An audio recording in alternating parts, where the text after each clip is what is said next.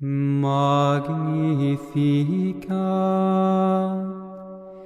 anima mea Dominum, et exulta in spiritus. Ven Espíritu Santo, por medio del doloroso e inmaculado corazón de María, tu amadísima esposa. Ven Espíritu Santo, por medio del doloroso e inmaculado corazón de María, tu amadísima esposa. Ven Espíritu Santo, por medio del doloroso e inmaculado corazón de María, tu amadísima esposa. San Miguel Arcángel, defiéndenos en la batalla. Sé nuestra defensa contra toda acechanza e insidia del demonio. Reprímale Dios, pedimos suplicando, y tú, príncipe de la milicia celestial, con el divino poder que Dios te ha conferido, lanza al infierno a Satanás y a todos los demás espíritus malignos que vagan por el mundo para la perdición de las almas. Amén. Bueno, bendito sea el Señor. Vamos entonces, queridos hermanos, a ubicarnos pues en el Tratado de la Verdadera Devoción, exactamente en el numeral 96, que nos hace esta denuncia, porque en cierta forma es una denuncia que hace el Espíritu Santo a través de Montfort, los falsos devotos exteriores. Vamos a entrar a examinar qué es esto del riesgo de una falsa devoción exterior en la devoción o consagración al corazón inmaculado de la Virgen. Dice el Espíritu Santo: los devotos exteriores son personas que cifran toda su devoción a María. O sea, si hay una devoción, ojo, qué interesante, nótese que sí existe una devoción a la Santísima Virgen, pero está reducida a la práctica exterior y no hay participación interior.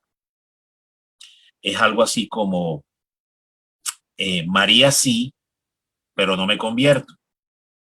María sí, pero no hago ayuno.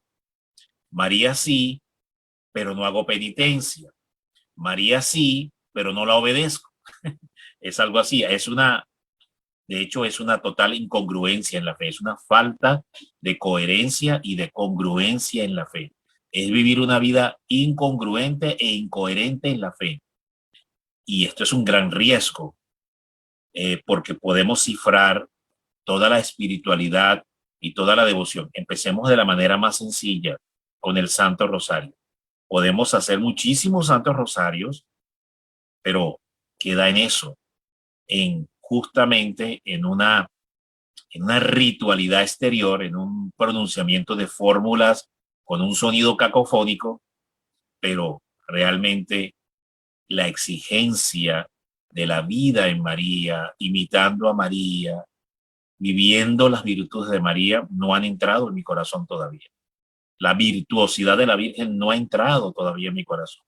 La tengo en mi boca, la pronuncio en mi boca, la proclamo con mi boca a la Virgen María, pero no le he dejado entrar en mi corazón para que reine en mi corazón. Es la reina de mi lengua. Mire, ojo con esto, qué interesante. Es la reina de mi lengua, pero no reina en mi corazón. Reina en mis palabras, reina en mis gestos hacia los demás exteriormente, por lo que demuestro y aparento ser. Pero la verdad es que no ha entrado en mi corazón y no reina en mi corazón todavía. Entonces, ese es el peligro de la falsa devoción exterior, donde sí, efectivamente, hay una devoción a la Virgen, pero está cifrada totalmente en las prácticas externas. Avancemos. El problema de este tipo de espíritu, de falso espíritu, porque es un espíritu de asedia también, cada una de las 7 falsas devociones son espíritu de asedia, demonio de la asedia. Entonces, esta forma de asedia se va a presentar en lo siguiente: solo gustan de lo exterior de esta devoción, pero carecen de espíritu interior. Es decir, no hay profundidad de espíritu, no hay vida de espíritu, no se vive en el espíritu, no se camina en el espíritu, no se anda en el espíritu y no se reza ni se ora en el espíritu. ni se mueve el alma en el espíritu tampoco. Solo es la exterioridad a la Virgen. Procesiones, rezos, fórmulas, consagraciones, adornar sus altares, visitar sus santuarios, etcétera. Lo cual forma parte efectivamente de la consagración, lo cual es parte inherente, esencial a la consagración de todo lo que es la integridad de la devoción a la Virgen. La devoción a la Virgen comprende una integridad, tanto lo exterior como lo interior. El problema aquí es que lo interior no está presente, solo lo exterior. Y ahí entonces viene el problema y es un engaño del demonio. Mire usted lo que dice aquí y denuncia el Espíritu Santo. Rezan muchos rosarios, pero atropelladamente. No hay interioridad en la oración, no hay contemplación en la oración y no hay silencio en la práctica de la oración. Es un rosario atropellado, donde pues sí, es una repetición mecánica, pero no pasa por el corazón, no llega al corazón. No ha habido lo que los santos en la iglesia nos enseñan y que se denomina el asentimiento de la fe. ¿Qué es el asentimiento de la fe? Pondré este ejemplo. Una persona lee muchos libros de teología. Por ejemplo, se aprende intelectualmente muchos libros de teología, hace cursos de teología, hace doctorados de teología incluso, ¿verdad? Pero están aquí y no ha experimentado todavía lo que se llama el asentimiento de la fe. Entonces el asentimiento de la fe, que eso que ha entrado primero por acá, por el proceso de la intelequia, de la mente, de la razón, del intelecto, de la aprehensión, del sentido de la inteligencia por los sentidos, ¿verdad? Visuales, por las potencias cognitivas, entendimiento, memoria, ¿verdad? Razonamiento, las potencias cognitivas, voluntad, que por esas potencias cognitivas ha entrado ese conocimiento, pero se ha alojado solamente en la mente, en la razón, no ha bajado al corazón. Entonces, la mente, la razón, está llena de información teológica, pero esa información teológica no ha bajado a convertir el corazón, no ha tenido el asentimiento de descender y decantar para convertir y transformar el corazón. Ese problema era justamente el que Jesús denunciaba a los fariseos y doctores de la ley, que se conocían toda la Torá, se conocían toda la ley, pero no practicaban la ley, porque la ley también hablaba de la misericordia, hablaba de la compasión. Ellos no practicaban la ley, eran crueles, duros, sin misericordia y justicieros. Ese es el problema cuando solo la teología se queda en el espacio de la razón, en el espacio de la mente y no desciende para convertir y transformar el corazón. Fíjense que los santos de la iglesia, los grandes santos de la, digamos, teresianos, de la espiritualidad teresiana, San Juan de la Cruz, Santa Teresita de la Cruz, nos enseñan que en el corazón se recoge y se concentra el alma. Es una forma de expresar, es una manera de entender. No es que físicamente el alma esté alojada en el corazón. Entendemos que el corazón es como el centro, el cúmulo donde el alma se deposita. No en la mente, sino en el corazón. Entonces, cuando baja todo este conocimiento y el hombre le da entrada a su corazón para que lo transforme, viene el proceso de la conversión. Avanza la persona hacia un proceso de conversión. Y este es uno de los grandes riesgos que tenemos en la vida espiritual, porque podemos aprender mucho conocimiento, recibir mucho conocimiento, o podemos tener incluso un deseo de devorar conocimiento. A veces este es un problema también. Hay lo que se llama la gula espiritual. San Juan de la Cruz dice que así como existen los 7 pecados capitales, también existen los 7 pecados capitales espirituales. Mire qué interesante. Repito, San Juan de la Cruz, el gran santo de la noche oscura, dice que así como existen los 7 pecados capitales que nos enseña la iglesia, de los cuales el primero es la soberbia, que es la madre que engendra todo el resto de los pecados capitales, la soberbia, muy bien, también existen los 7 pecados capitales espirituales. Entonces, en ese entendido, existe también entonces el pecado espiritual de la gula. Y en el pecado espiritual de la gula, y esto es demonio de la sedia, porque quien impulsa la gula espiritual es el demonio de la sedia también. Entonces podemos a veces tener esta tentación de querer conocer, querer saber, querer aprender, querer como absorber y poseer conocimiento, pero para no convertirnos, simplemente para ser poseedores de un conocimiento que nos otorgue relevancia, prestigio, sobresalir por encima de los demás, destacarnos por encima de los demás, presumir por encima de los demás, alardear por encima de los demás, ensoberbecernos por encima de los demás, encumbrarnos por encima de los demás, recibir aplausos, reconocimiento, halagos, todo esto con ese fin, pues de poseer conocimiento para recibir aplauso, gloria de los hombres y reconocimiento de los hombres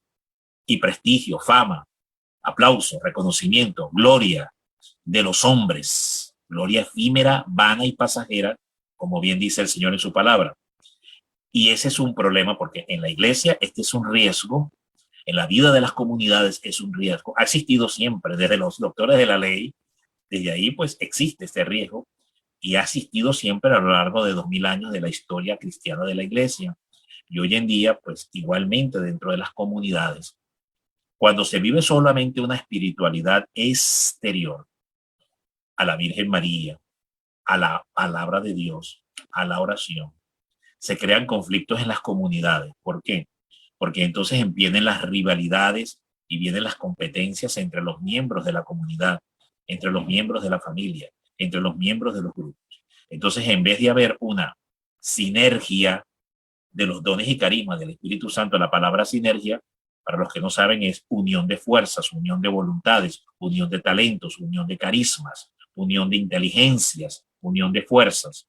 Eso significa la palabra sinergia. Muy bien, entonces la sinergia aplicada a la vida espiritual en la iglesia, ¿cómo la entenderíamos? La entenderíamos, es un término que viene desde la gerencia, del concepto gerencial del mundo, pero lo podemos aplicar también a la vida de la iglesia.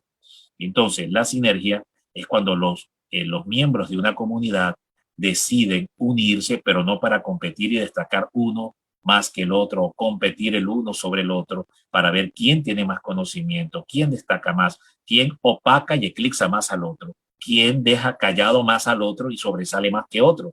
Bueno, muy bien. Este es un problema que cuando las comunidades presentan este problema es porque están viviendo una espiritualidad exterior, cifrada mayormente es en las prácticas exteriores y no hay vida interior. No hay penetración del espíritu. No hay lo que San Pablo va a escribir en su carta a los romanos en el capítulo 7, ¿verdad? Que San Pablo nos va a hablar en su carta a los romanos, en el capítulo 7, capítulo 8, capítulo 9. San Pablo va a desarrollar este tema, muy bien, que se llama la vida en el espíritu. Por eso la renovación carismática ha desarrollado algo que se llama los seminarios de vida en el espíritu. Los seminarios de vida en el espíritu es eso mismo, aprender a vivir no solo de la letra, no solo de la práctica exterior, cumpliendo con rituales exteriores que, repito, forman parte de del íntegro, ¿verdad? Forman parte de la integridad de lo que es y se corresponde a la devoción a la Virgen, pero no solo eso, porque ese es el peligro. Entonces, sino que también tener una vida en el espíritu. Y es esto, es dejar que todo el conocimiento y la experiencia de la oración, sea el Santo Rosario, sea la consagración, sea la vida de la experiencia eucarística, la experiencia eucaristizante, la contemplación eucaristizante, la visita al Santísimo, la adoración del Santísimo. Toda esta experiencia no solo se queda en la exterioridad, sino que entre y transforme realmente mi corazón. Por eso Jesús dice, Señor, ¿y cómo haremos para saber cuándo alguien es o no es de Dios, o es un lobo o no es un lobo disfrazado de cordero? Esta cita que está en los evangelios. Y Jesús dice, al árbol lo conoceréis por sus frutos. Es decir, está el árbol, que es la parte exterior, y están los frutos, que es la parte interior. Entonces, cuando una persona tiene una devoción a la Virgen, pero esta está solamente cifrada en la práctica exterior, hacer rosarios, tomar cursos de formación, aprenderse intelectualmente y con el conocimiento y la capacidad intelectual que tiene, conocimiento teológico, bíblico, etcétera, que retiros, cursos, talleres, seminarios, visitas de santuarios, prácticas exteriores, todo lo que exteriormente pueda hacer la persona. Muy bien. Pero cuando no ha tenido práctica interior, entonces es el ejemplo de Jesús. Es el árbol, pero sin frutos. Entonces Jesús dice, al árbol, al buen árbol, lo conoceréis por los frutos. Al mal árbol que no tiene frutos, lo conoceréis también por la falta de frutos o por sus malos frutos. Muy bien, entonces dice, no un árbol, ¿verdad? Que dice, porque dice, las espigas y los abrojos no pueden producir higos. Entonces, se conoce el árbol precisamente por el tipo de frutos. Y cuando hablamos de los frutos, entonces entramos a hablar ya de lo que San Pablo en la carta, en el capítulo 5 y capítulo 6, en su carta a los Gálatas, en el Nuevo Testamento, nos va a hablar como de 12, 13 frutos del Espíritu Santo. Entonces, ahí encontramos una serie de frutos, ahí nos habla de los frutos de la carne, es decir, aquella persona que solamente tiene exterioridad, pero no tiene interioridad con la Virgen. No ha dejado que la Virgen entre y la convierta y la transforme. Sigue siendo la misma, la misma persona miserable, terca, necia, soberbia, viciosa, envidiosa, egoísta, etcétera. Todos los vicios de la carne. Bueno, muy bien. Entonces, no ha dejado que los frutos germinen en ella. Estos frutos que va a hablar San Pablo, que son como, repito, 12, 13, 14 frutos del Espíritu Santo, amor, paciencia, benignidad, misericordia, fe, esperanza, va a recitar toda una serie que son las virtudes de la Virgen. Si ustedes observan, cada uno de esos frutos que enumera San Pablo son virtudes del árbol de la Virgen, porque la Virgen es el árbol de Cristo y por tanto ya produce los frutos de Cristo, que es Cristo mismo. Esta es otra forma de poderlo entender también visto en la persona de la Virgen María. Entonces, en la consagración y en la devoción a la Virgen podemos tener ese gran riesgo. Solamente tener el caparazón, es decir, la carcasa por fuera, pero vacíos por dentro, sin verdaderos frutos del Espíritu Santo. Y aquí hay un riesgo gravísimo en esta devoción, porque esta falsa devoción o esta falsa vida espiritual en María y en Jesucristo, de la cual abunda en la iglesia, porque abunda este problema, y es un riesgo gravísimo. Jesús habla de la higuera infértil. ¿Se acuerdan de la imagen del Evangelio? Cuando Jesús ve la higuera, dice, Jesús viendo la higuera sintió hambre y quiso comer de ella. Y cuando se acercó a ella, vio que la higuera estaba infértil y no tenía higos. Esa higuera infértil es una falsa devoción exterior a la Virgen María. Es la figura de una falsa devoción exterior a Jesucristo, al Espíritu Santo, a la Virgen María, en la vida espiritual. Es una falsa devoción meramente cifrada en acciones exteriores, pero sin vida espiritual interior. Porque no tiene frutos, no está convertida, tiene un ropaje exterior de aparente espiritualidad, de aparente amor a la Virgen, de aparente devoción a la Virgen, todo exterior, rosarios, camándulas, imágenes de la Virgen, esclavas de la Virgen, anillos de la Virgen, sacramentales de la Virgen, la persona forrada de sacramentales y rosarios y prendas de la Virgen María por todos lados, pero interiormente en su corazón la Virgen no vive, no palpita, no hay frutos de las virtudes de la Virgen en su corazón. Es la figura de la higuera estéril y Jesús se acerca a ella queriendo hallar los frutos de su madre, que es el mismo. El mismo son los frutos de su madre. Entonces Jesús tiene sed, tiene hambre de nosotros, porque quiere hallar en nosotros los frutos de la Virgen María, que ya explicamos son los frutos del Espíritu Santo, que habla en el capítulo 5, capítulo 6 del libro de los Gálatas. Así las cosas que tenemos. Entonces Jesús se acerca a nosotros, ¿verdad? Pero resulta que encuentra en nosotros una higuera estéril, sin frutos, con un caparazón, pero sin frutos. Y Jesús dice, hablando del buen árbol y del mal árbol, cuando le habla a los apóstoles y le da esta enseñanza, le dice, me reconoceréis por los frutos los conoceréis. El lobo disfrazado de oveja. Por los frutos los conoceréis. Y entonces ahí es donde vemos una falsa devoción a la Virgen, que tiene como el tronco y la madera de pertenecer a la Virgen, pero sin frutos de las virtudes de la Virgen, sin vida espiritual, imitando a la Virgen, pareciéndose a la Virgen, sintiendo como la Virgen, actuando como la Virgen, pensando como la Virgen, moviéndose como la Virgen, al menos dando los primeros pasos. Porque alguien me diría, pero hermano, es imposible ser como ella, mire que yo soy pecador. Ok, está bien, tu debilidad, mi fragilidad, correcto, pero al menos el intento, hermano, al menos dando los primeros pasos, ¿verdad?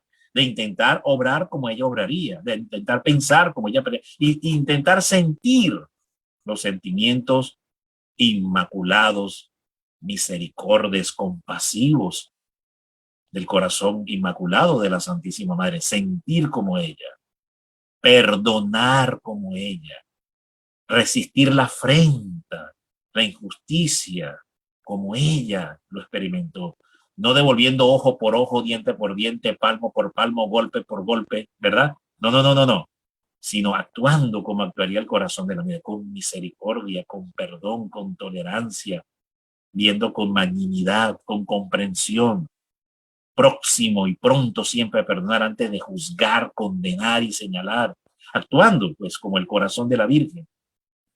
Esa es una manera para entender esto, queridos hermanos. Vamos a leer el texto y creo que después pues, de esta explicación que hemos compartido, pues se va a entender mejor, ¿verdad? Los devotos exteriores son personas que cifran toda su devoción a María en las prácticas externas, ya lo estuvimos explicando. Solo gustan de lo exterior de esta devoción, ¿bien? Y se genera un gusto, ¿no? Mire, es que ese es otro peligro.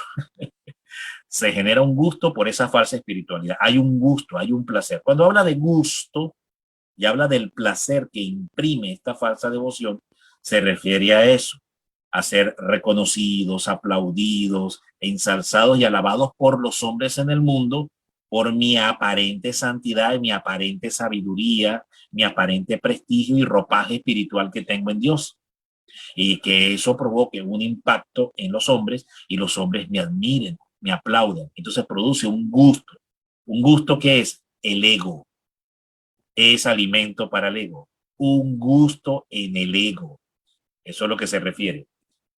Solo gustan de lo exterior de esta devoción porque carecen de espíritu interior, la penetración de espíritu, lo que enseñan los hermanos carismáticos, los seminarios de vida en el espíritu. Muchos rosarios, rezan muchos rosarios, pero atropelladamente, es decir, no hay la meditación interior, la reflexión interior, el silencio interior, la asimilación interior de la experiencia de la oración. Solo es repeticiones mecánicas, donde el corazón no interviene, es solo la mente interviniendo y no el corazón. Oyen muchas misas, pero sin atención, el mismo problema. Hay una dispersión, esto se llama dispersión en el culto. Cuando se va a celebrar el culto de la Eucaristía, están dispersos, viendo al de al frente, al de al lado, juzgando, criticando, señalando, y no se enfocan en la experiencia de quien tienen de frente, que es Jesús crucificado, para ser adorado, amado y reparado. Oye muchas misas, pero sin atención. Este sin atención también tiene que ver con el estado en que se recibe la comunión, es decir, comulgan y en pecado mortal. O sea, o comulgan de manera profana, profanando la comunión, profanando la Eucaristía. Entonces, comulgan y viven la comunión eucarística en pecado y no en estado de gracia. Sin atención también tiene que ver con eso. Pero exteriormente dicen ser de la Virgen, dicen hacer muchos rosarios, dicen haberse consagrado a la Virgen. Pero resulta que si de verdad tienen a María entrada en su corazón, la Virgen inmediatamente les va a cambiar la manera de vivir la misa. Una forma de uno darse cuenta cuando realmente la Virgen ha entrado en el corazón de un alma, observe cómo vive la misa. Haga eso. Mire, es un ejemplo. Para darnos cuenta cómo vive realmente una persona. O sea, si la Virgen ha entrado, ha empezado a entrar, porque algunos dicen, pero es que esto es muy difícil. Ok, hablemos de gradualidad. Ha empezado a entrar al menos en un corazón, le ha empezado a dejar entrada a dejarla entrar en su corazón gradualmente. Muy bien. Va a cambiar totalmente su manera de vivir la Eucaristía. Ya no la va a vivir como la vivía en el pasado, la va a vivir con temor, con temblor, con recogimiento, con adoración, silencio, respeto y postración, si es preciso, ante la Santísima Eucaristía. Va a cambiar por completo. Va a estar absorto totalmente en la experiencia eucarística. Cuando tú empiezas a observar ese cambio o ves esa condición en un alma en cuanto a cómo vive la misa, automáticamente eso te infiere algo. Realmente en esa alma está María. Porque una de las cosas cuando María entra en el corazón, y no solo es la exterioridad, sino que entra en el corazón, es que te cambia la manera de vivir a Cristo en la misa. Te cambia la manera de ver, de comer y de beber la sangre de su Hijo, de contemplarlo, de orarlo, de reconocerlo. Te cambia totalmente la forma y te eleva en una profundidad. Mira qué interesante. Te eleva en una profundidad. Pareciera un contrasentido, ¿no? Pero no, tiene que ver. Es una elevación entrar en esa profundidad de la vida eucarística. Vamos a avanzar aquí. A ver. Dentro de las otras características que distinguen esta falsa devoción, ¿no? Se inscriben en todas las cofradías marianas. Mire qué interesante. Cuanto grupo nuevo sale de la Virgen, ahí me meto, ahí me agrupo, ahí voy. Y cuando uno entra como a mirar la trayectoria de la persona, han estado en todos los grupos que ha habido en la parroquia a lo largo de la historia, o en los grupos o en los movimientos que han llegado al país, que primero llegó este movimiento, ahí estuvieron, llegó otro, ahí estuvieron, y fueron cambiando de movimiento en movimiento. No lograron mantener fidelidad en ningún movimiento, no son fieles a ningún movimiento, se escriben en todos los movimientos porque es como un snob. Un snob es como una moda. Es como que este es el movimiento de moda, esta es la corriente de moda, este es el grupo de moda, este es el ministerio de moda, este es el apostolado de moda, la Virgen María, y hay que estar ahí en ese grupo porque ahí se está metiendo todo el mundo y donde va Vicente va la gente, ¿no? ¿Te acuerdas esa expresión? Donde va Vicente va la gente, entonces yo tengo que ir ahí también, porque yo tengo que estar ahí a la moda, a la moda.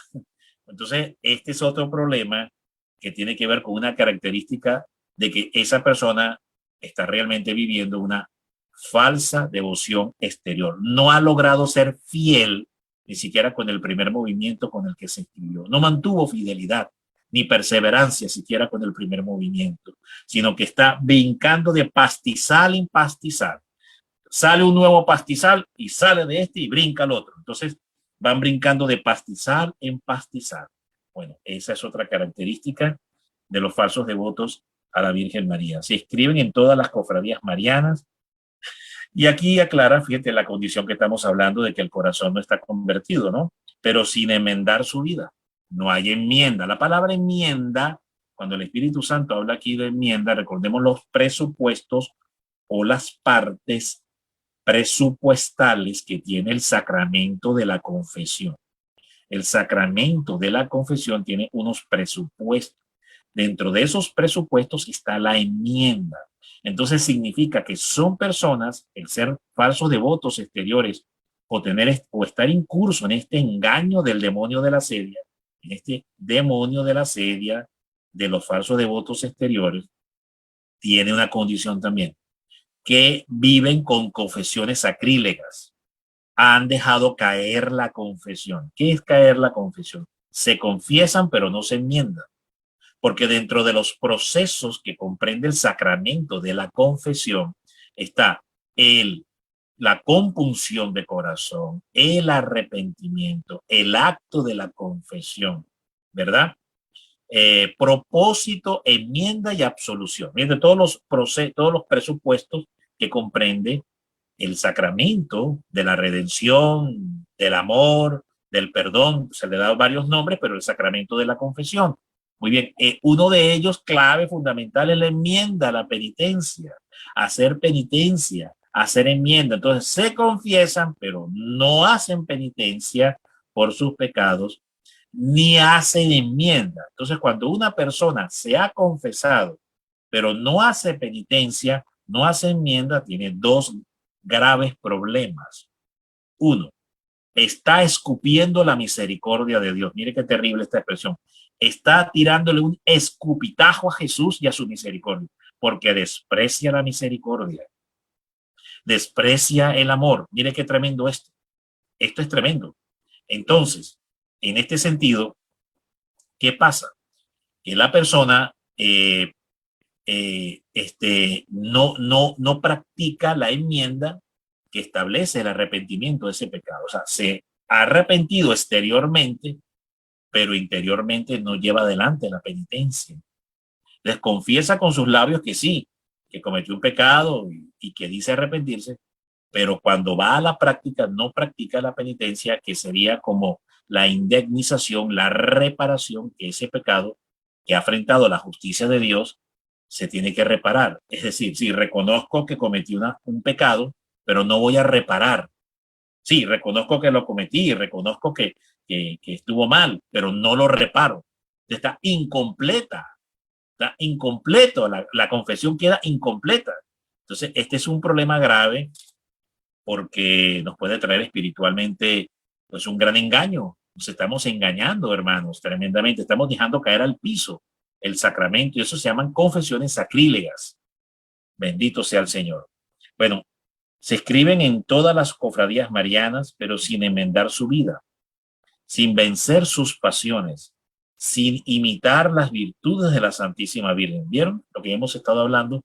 Precisamente no crucifican sus pasiones, es decir, el ser devotos exteriores también comporta un problema cuando solamente nuestra devoción a la Virgen está cifrada en el pronunciamiento de fórmulas, rosarios, la exterioridad, todo esto que hemos estado hablando, pero resulta que no abrazo la cruz, repudio la cruz, rechazo la cruz, soy enemigo de la ciencia de la cruz, no abrazo la santísima ciencia de la cruz, no me dejo crucificar por Cristo. Digo ser devoto de la Virgen y exteriormente hacer una cantidad de cosas, incluida la consagración, pero no me dejo crucificar. Huyo de la cruz, rechazo la cruz, no abrazo la cruz. Eso es otro signo del demonio de la sedia en los falsos devotos exteriores a la Virgen María.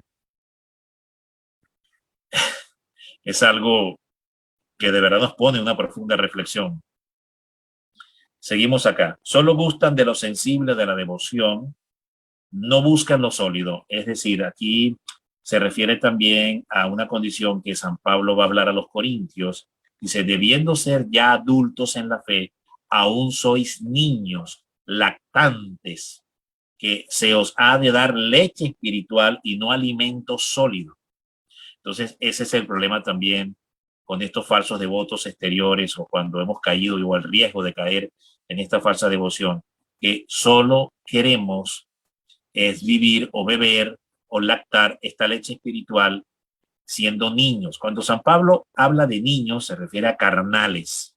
Son los recién iniciados en la vida en Cristo, los recién iniciados en la vida en el Señor, que están completamente con sus pasiones sumergidos, pues aletargados totalmente en sus propias pasiones y recién están empezando como a entender, pero entonces han pasado 5 años, 10 años, 15 años, 20 años en una comunidad, en un movimiento, en un ministerio, una cofradía, en una parroquia o en su propia vida personal, 20 años haciendo la consagración, ¿no? 20 años, 10 años, 15 años y son exactamente los mismos, carnales con los mismos pecados. 15 años combatiendo contra los mismos pecados, una y otra vez. Esto es tremendo, queridos hermanos. Bendito sea el Señor. Aquí vamos a continuar. Se ha cortado la comunicación porque recibí una llamada, pero voy otra vez a hacer un segundo audio entonces para continuar.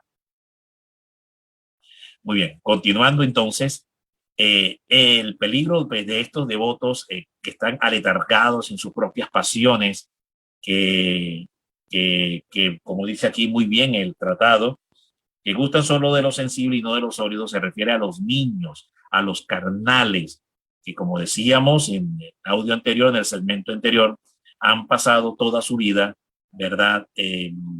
Viviendo en una espiritualidad donde no se han convertido y no se han transformado interiormente en la Santísima Virgen. Y son 10, 15 años y no cambian, siguen siendo. Entonces, quieren es leche y ya no es el alimento sólido de la exigencia de la vida espiritual, de la exigencia de la penitencia, de la vida ascética, de la renuncia al mundo, del desapego al mundo y del amor y del gusto por la santidad y el desapego y la renuncia realmente a las cosas, mentiras, engaños y placeres del mundo. Ese es el alimento sólido, el alimento de la santidad. Después dice acá, de suerte que si no experimentan algo sensible en sus prácticas piadosas, creen que no hacen nada, se desalientan y lo abandonan todo o lo hacen por rutina. Muy bien, este es un peligro de los falsos devotos exteriores que experimentamos, es el desaliento y el abandono. Lo que les explicaba al comienzo, que comienzan con un grupo, con un ministerio, y van saltando de grupo en grupo, de ministerio en ministerio, de aprisco en aprisco, de pastizal en pastizal, porque van surgiendo nuevas iniciativas, nuevos movimientos de la Virgen María, y se van enrolando, ¿verdad? Inscribiendo en cada uno de los movimientos que van surgiendo a lo largo del mundo, o en su país, o en su parroquia, o en su ciudad. Son inconstantes, son infieles, son volubles. Esto se va a ver más adelante en los otros falsos devotos, pero aquí ya nos da también un adelanto sobre esto. Y también, como la espiritualidad que viven, esta falsa espiritualidad o este falso espíritu con el que están arropados, exige, demanda sensaciones exteriores. Es decir, no es el silencio, no es la vida ascética, ya no se trata del no ver, no sentir, sino al contrario, necesito ver para creer y necesito sentir para creer. Entonces, el verdadero devoto no necesariamente tiene que ver para creer. El verdadero devoto no necesariamente tiene que sentir para creer. Es que yo necesito ir al grupo o a un grupo donde haya escarchas de la Virgen. Porque si hay escarchas de la Virgen, todo el mundo se escarcha, mi fe crece, mi fe aumenta. Es que yo necesito ver un milagro para poder creer, ¿no? Entonces, ese es otro tema. Necesito ver manifestaciones de la Virgen, porque si no hay manifestaciones o no hay un vidente donde se esté manifestando la Virgen o donde esté dando un mensaje, entonces yo no creo. Entonces, todo esto tiene que ver justamente con las manifestaciones exteriores. ¿Se acuerdan de Tomás? Cuando Jesús se le acerca, dijo, si yo no meto mi dedo en sus llagas, no creeré. ¿Se acuerdan de Tomás? En el cenáculo posterior, en el cenáculo de la resurrección, porque se llama el cenáculo apostólico, donde están reunidos los apóstoles y viene Cristo, traspasa las paredes y se aparece justo después de que el Señor resucita.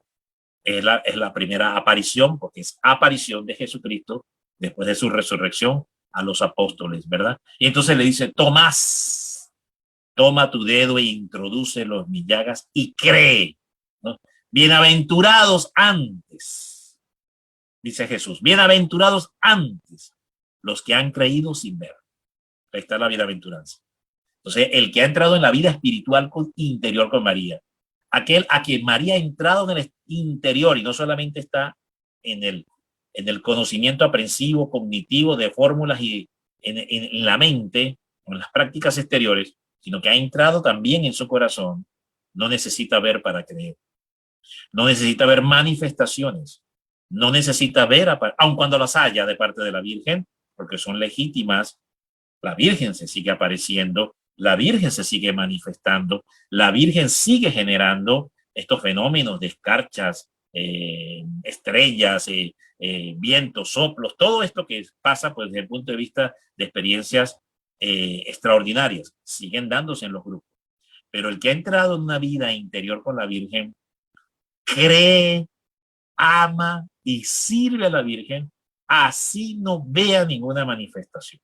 Así la Virgen no se aparezca, así la Virgen no se manifieste, así no haya ningún mensaje, así no haya ninguna manifestación extraordinaria de ella, cualquiera sea, cree en ella. Esa es la diferencia. Mientras que el falso devoto exterior necesita de eso, porque toda su espiritualidad está centrada en los sentidos. y no en la vida interior en el espíritu.